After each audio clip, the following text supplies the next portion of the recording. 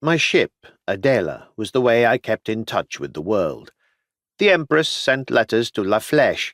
They would be picked up and brought home to me by her captain, William of Kingston.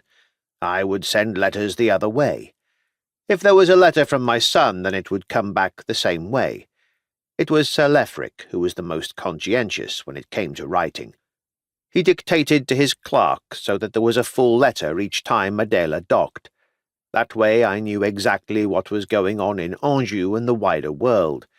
It was how I heard of the deaths of those leaders in whom the Empress could trust. We were becoming fewer in number. My cargo ship had a good crew who shared in the profits from our voyages. They also had a keen eye for new markets. It was they who told me of the civil war in Denmark and their need for both iron and weapons. With de Bruce out of the way, we now controlled the iron mines in the Eston Hills. Sir Gilles of Normandy kept a close watch on those, and he was supported by Wulfric of Thornaby. The bends in the River Tees meant that my sentries in the East Tower could see her masts as she made her tortuous way from the sea. It ensured that John, my steward, and I were there at the quay to welcome William of Kingston. John was in good spirits. "More profit sailing down the river, my lord? Perhaps we should think of building or buying another cog." "Commerce is your business, John. You handle the purse strings.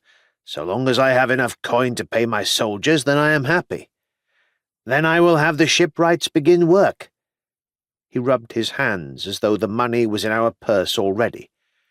"Ethelred has said he wishes to go into business with us, and he is keen for his own ship. We can enter a partnership with him." In the last few years, we had found skilled men seeking work in our valley. The lack of taxes and relative peace and stability were both important. The river, apart from Ethelred's ferry, had been underused. When Ethelred found the 5 shipwrights seeking work, he saw an opportunity. He built them a yard just downstream from his ferry, and had huts built for them by our eastern walls. With more men wishing to fish both in the river and out to sea, then it became a thriving business. So far they had not built a cog, but John was confident that they could build one. "We need to take advantage of the lack of order further south, Lord. The uncertainty of this anarchy prevents growth. These opportunities only come once." I liked John, but I did not enjoy speaking with him. All was about coin and profit. I preferred speaking with my knights like Sir Harold and Sir John, who were both riding my lands and their borders to keep them safe. I listened to John, but I spoke with the others. That was the difference. Richard, Gilles, and James joined me. They were dishevelled, for they had been practising. James was a raw talent. He had his father's build and natural ability, but he needed his skills to improve.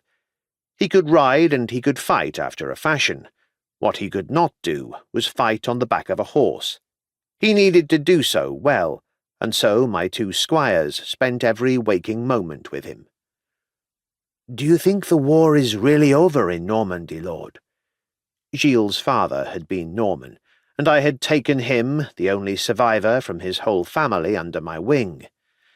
"Count Geoffrey is now Duke of Normandy, so it is no longer our concern. Perhaps Sir Lefric will enlighten us.